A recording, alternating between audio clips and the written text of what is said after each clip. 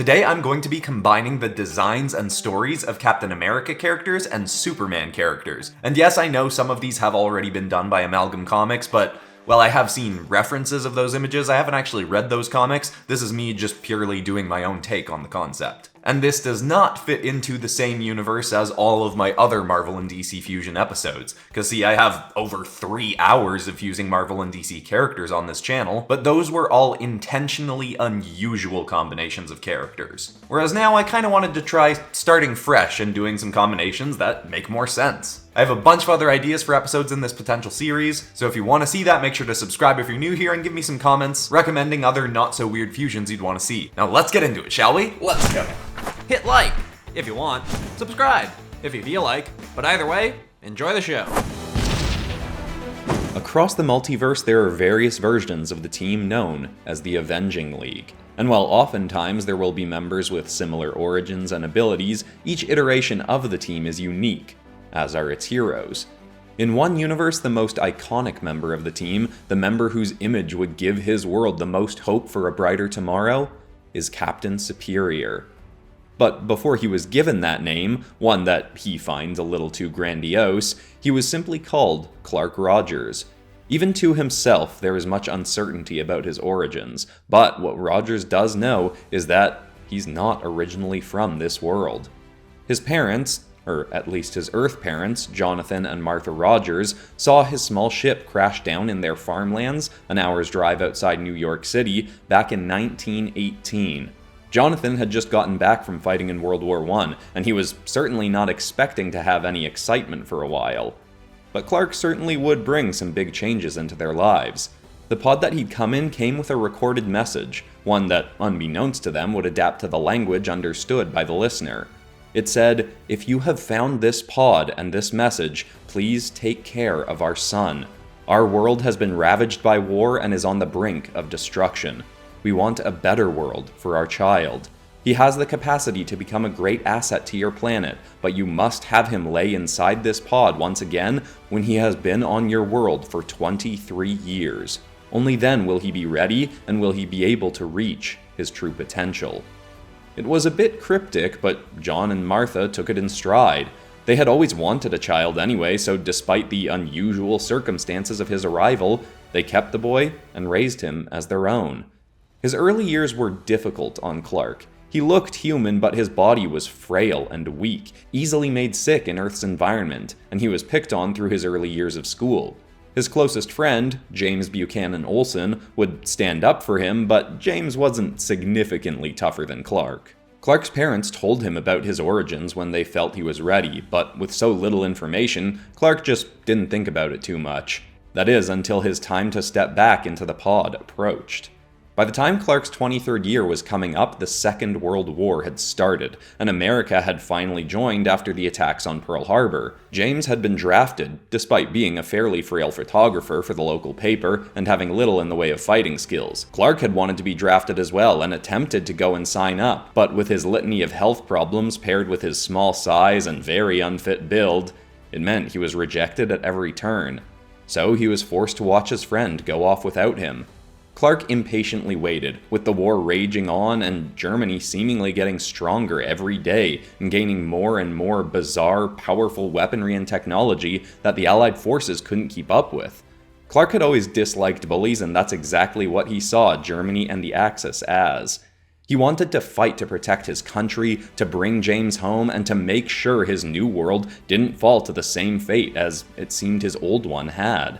Finally, he'd get his chance. On the 23rd anniversary of his arrival, he and his parents went down to a basement Jonathan had built under their farmhouse, where he kept Clark's pod.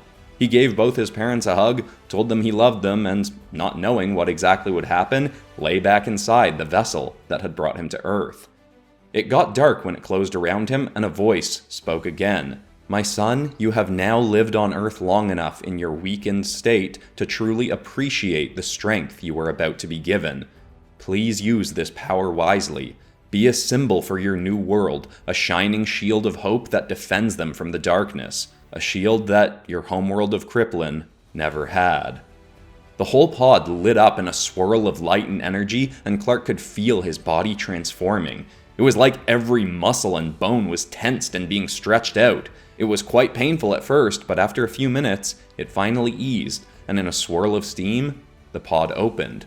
Clark's parents rushed over to him and looked at him in shock, but still tried to help him out. As they pulled him up, though, his body just floated into the air. Clark hovered and looked down at his new, impressive figure. He was incredibly muscular, had grown at least an extra foot in height, and had a pretty fantastic jawline. He'd soon learned that he'd gained the ability to fly, he had super strength, enough to lift his dad's tractor with one hand, speed to run faster than a locomotive, and other things he'd figure out along the way.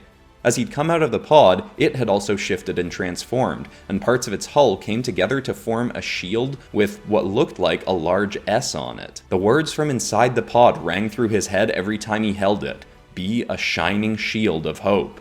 He promised himself, his old parents, whoever they were, and his new parents who raised him, that he'd use these new gifts to be just that.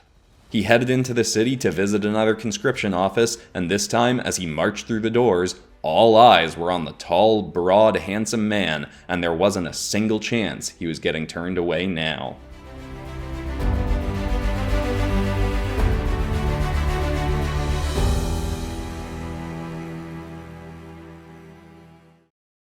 When Clark showed what he could do to military officials, he was quickly brought to meet with higher-ranking generals than your average conscriptee would be. The world wasn't a total stranger to superhumans fighting in the wars. In World War I, a demigod of Norse and Greek origin had been a significant asset to America, and the King of Atlantis, Arthur Namor, had even reluctantly lent a hand on some odd occasions. It was still rare though, and the American military was going to take full advantage of Clark's desire to help.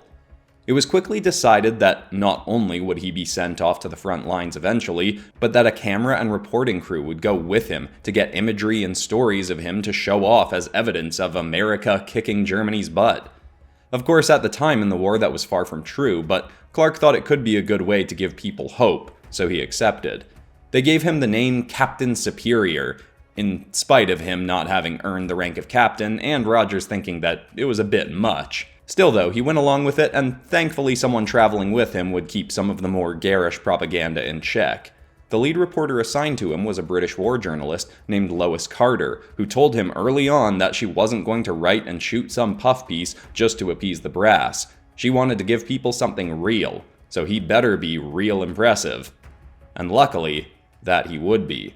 At this point, the very front line was getting pushed farther and farther back by the unfortunately incredible weaponry the German forces had access to. They had laser guns and lightning-spewing tanks, and planes that could cloak and move faster than anything on the Allied side. They informed Rogers that these innovations and the soldiers wielding them were being led by two of Hitler's highest-ranking men, a general that people referred to as Zod the Red, and a reclusive being they had no imagery of, called Arnim Zola, who they believed to be the Brainiac inventor behind all the tech. Zod led the forces, and Dox created the machines of war. Zod had actually proven to have abilities quite similar to that of Clark, but on top of flight, strength, and speed, he had laser vision and freeze breath. Their hope was to get footage of Captain Superior killing Zod, but they knew they'd have to work him up to that. They sent him off to some smaller battles first, letting him get some practice in with his abilities as he absolutely thumped German forces he was sent against. It wasn't a complete cakewalk for him, as the futuristic weapons held by some of the German forces were able to harm him. But he did quickly find that not a single one could put even a dent in his shield of hope. Despite him often moving around the battlefields at incredible speeds, Lois and her team were able to get plenty of good footage and tales to write up about him, and the more Lois got to know Clark, the less cynical about him she became. She'd thought he may just be some super-powered meathead looking for glory, but he'd often give up on getting in a big, flashy fight to go down and help the soldiers risking their lives alongside him, and give others an open shot to take down German bunkers, not always going for the big moves himself. Over their months working together, Carter and Rogers even ended up falling in love, and started to make plans for the life they'd share when the war was over. Though, sadly, that life would never come.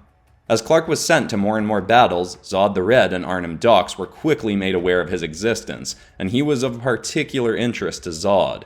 The Americans wanted to send Rogers on a few more small-scale missions before letting him go up against Zod, but he would change that plan when Clark learned that his friend James had been captured by Axis forces, and his whole squadron had been taken to a German rogue science base, likely to be experimented on. The Americans said it was too risky to send Cap in, that he was an asset they couldn't risk losing.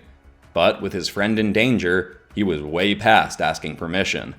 Carter liked the uncharacteristic spurt of rebellion and helped him find a pilot willing to go rogue along with them. Clark couldn't fly long enough to get all the way out to this German base on his own, plus they needed a way to get captured soldiers out of there, so they took a plane. Once they were close, Clark leapt out and flew down, trying to stay as invisible as possible. He snuck into the base and managed to find the imprisoned soldiers, but James wasn't with them. Clark was told that James had been taken into one of the labs earlier that day. One of the soldiers even said that James had been turned into a giant turtle man. But it turned out that guy was still recovering from some psychological experiments they'd done on him. He wasn't in his right mind. Clark set the soldiers free and said that after he found James, he'd create a distraction big enough to let them all sneak away into the forest, pointing them in the direction of where Lois and the pilot had brought their plane down. Clark did manage to find James, but he wasn't alone. In the room with him was a being unlike any Cap had seen. He had biomechanical flesh and a screen for a stomach, and he seemed to be experimenting on James, turning his arm into a living machine much like himself. Rogers quickly pieced together that this was Arnim Zola, and he flew right at him to attack, but before he reached him, mechanical tentacles shot out of the wall and grabbed Clark's arms and legs. Thank you for making this easy and coming to us, Captain. The General will be with you shortly. Clark tried to tear his arms free, but the bonds were astoundingly strong. He demanded that Arnim let James go, but the being just kept on working, while also freely sharing more information than Cap would have expected. The semi-mechanical man explained that he was also not of this world, nor was Zod, though they had not come from the same place, nor were they here for the same reason. Doc simply found wartime Earth to be a fitting place to run many experiments he'd been wanting to try, and he didn't particularly care who actually won or lost the war. Germany just happened to be the side that was willing to let him do some more dangerous experiments. Zod, on the other hand, was very aligned with Hitler's ideals. Though now Arnim even claimed that he was finding he grew bored of Earth and the conflicts here, and had developed something that he believed could bring an end to the war. All by Zod's own hands.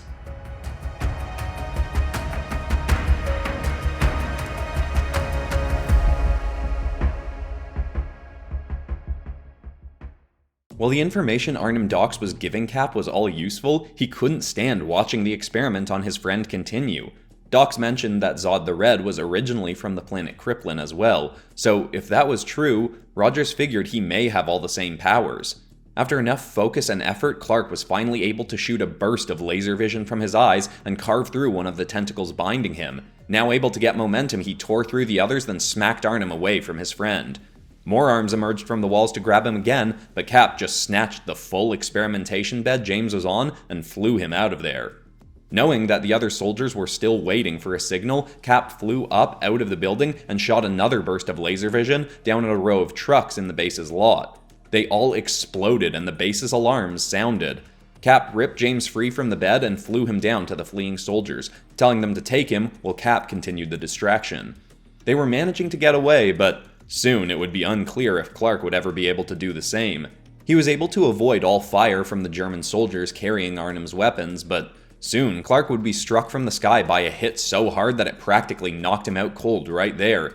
He smashed into the ground and was dazed, but quickly got up to see, in the air above him, was Zod the Red. The man had a crimson skeletal face as though it had been badly burned and scarred, and he wore a suit that had some similarities to imagery on the pod Clark had come to Earth in.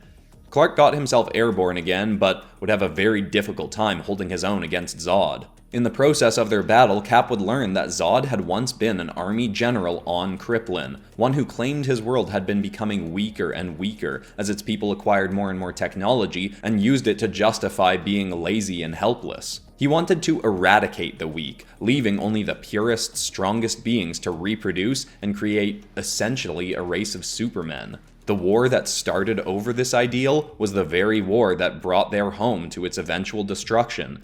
But prior to that point, Zod and his closest allies had been captured by the opposing forces and banished to the Negafant Zone. This was a negative alternate plane of existence full of monsters and beasts that Zod and his allies had to fight to survive for 30 years.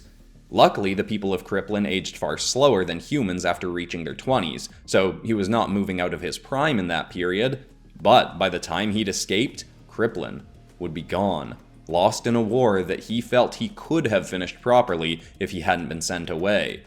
It had actually been Arnim Dox who'd found Zod and brought him out of the Negafant Zone, through a portal that was right there in the base they were currently fighting in. Arnim had seen it likely that Germany would start losing ground after the Americans joined the war, risking his labs and experiments, so he went in search of an extra edge to give the Germans. To him, it seemed that finding Zod in the Negafant Zone was a perfectly fitting result, as he seemed to have similar ideologies to Hitler. Zod considered humans to be a weak race, but he did think that even they could become selective enough in their breeding to make an ideal version of their people, so he agreed to help the Axis cause. The more Zod spoke, the more determined Captain Superior became to defeat him. But Zod clearly had far more experience with their shared abilities. It was like a toddler trying to best a black belt. Even still, every time he was knocked down, Clark just kept getting back up, to Zod's immense frustration. Zod brought him to the brink of death, and still, Clark just said, "I could do this all day." Finally, infuriated, Zod took Rogers by the neck and flew him into one of Arnim's labs. Right next to the portal to the Negafant Zone, Zod revealed a biomechanical suit Arnim had just recently finished. One that harnessed the energy of the Negafant Zone and would dramatically amplify Zod's powers. With it, Zod the Red would be able to single-handedly destroy the Allied forces. Zod pressed a large red button on the housing around the suit, and it started breaking apart and hovering onto Zod, snapping onto his body. If this did work, Cap knew there may be no more hope for the Allies in winning this war. But he got one last spur-of-the-moment idea. The Negafant portal wasn't on, but it too had a big red button on it. With all the hope he could muster, Clark shot over to it and pressed that button. Just as he'd hoped, it whirred to life and opened a gateway. While Zod's suit was still finishing getting on him, Rogers tackled him into the Negafant Zone. He wanted to fly back out to turn it off, but even with the suit incomplete, Zod was far too fast for him. Though Rogers knew he couldn't let Zod back through. Aiming right at the edge of the portal from the inside of the Negafant Zone, Cap blasted his heat vision and destroyed the machine, holding open the pathway. Just before Zod could fly back through, the gateway disappeared. They were both trapped inside. Clark knew there was a chance Arnim would just fix it and reopen the gateway, but that never happened. Clark spent the next few months hiding away from and fighting off Zod, who was furious for being trapped in this place again. Eventually, though, Cap was able to get away from him and just remain in this place, surviving for decades. Though, by our standards, he'd barely age more than a few years.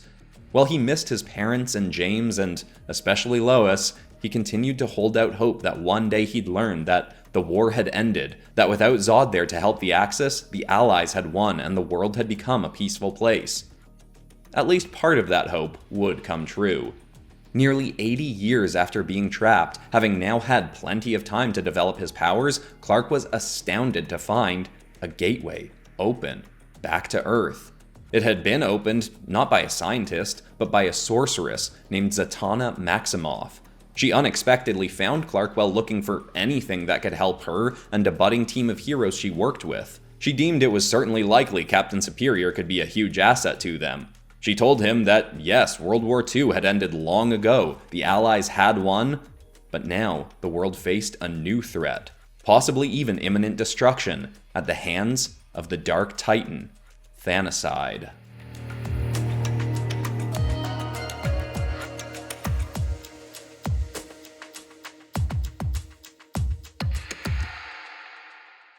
To be honest, this was originally going to be just a general Avengers and Justice League fusion episode, but once I started getting into the story of the Captain America Superman one, I was like, I kind of want to just keep going with this. Which of course means I have some other fusion ideas logged in my head that I could continue with. But anyway, if you're new here and you enjoyed this, I highly recommend checking out my previous weird Marvel and DC fusion episodes. I've got a compilation of over 3 hours of them that I'll link in the cards and description. Or you might like some of my Marvel or DC artist reboot episodes, where I take some goofy old Marvel and DC characters and reboot them into the modern day. But besides that, that's all for today, except of course for ending this video on some kind of positive or inspiring note, and the thought I want to leave people with today is actually a different message than I'd originally recorded for the outro of this video. But the thought I want to leave people with today now is to remember that even if people do something to you that irritates you, or they betray your trust or hurt you in some way, as frustrating as that can be, it's important to remember that those people are still people, and you don't necessarily know what they've been going through or are going through that has caused them to do something to you that hurt, or made things more difficult for you. So just try to remember that it's always better to try and respond with compassion or curiosity, and not to try and then intentionally hurt or irritate someone back. Because even though that might feel temporarily good to your ego, all it's actually doing is contributing to making the world a more painful place.